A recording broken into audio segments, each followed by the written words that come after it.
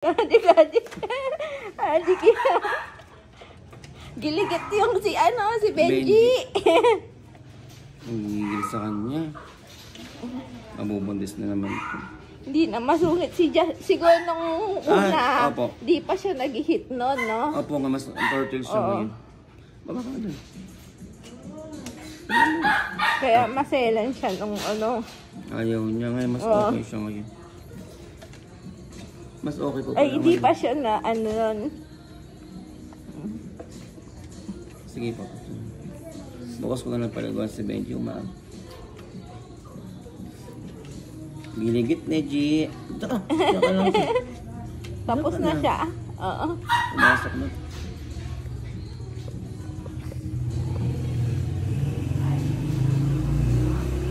Hindi nagalit si Jasmine. Dati sungit. No, Jasmine.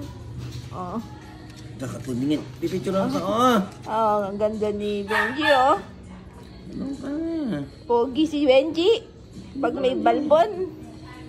Nakita niyo po kalbo dati? Oo, dati. Diba? Nung dati kalbo siya. Yun nga, inaamoy din niya. Babae ba yan? Opo, baba. Alak niya yun. Ito. Yung sa likod mo? Opo, babae yan. Babae yan. Bigay na po ngayon ang buntot niya. Mas bigay po siya ngayon. Ayun yung buntot niya.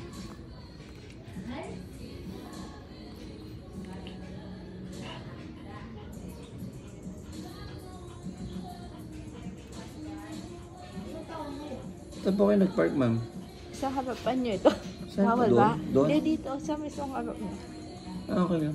Okay Wala lang na yan. po ang bano yung Tinakpan ko nga yung gate nila yun. Sabi, sandali lang naman ako. Kaya wag nyo ano nyo po yung gate nila. Na ano po ba?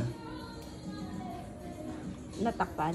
Ewan ko po, di ko pa nakita. Hindi, ano lang. Parang mga ano lang. Maselan po kasi. Masaya. Lahat na nagpaisad sa akin, pinaalis nila pag tatakpan yung gate nila. Kasi kaya wala naman ako, hindi naman po nakaharang. Sino yung nagkakwentuhan sila? Ate ko po. Ate ko po. May kakwentuhan siya doon sa labas. Sino po? Yung tumawag sa'yo. Ate ko po yun, panganay. Mga ate ko po, panganay. Yung nagdidid na ate mo din.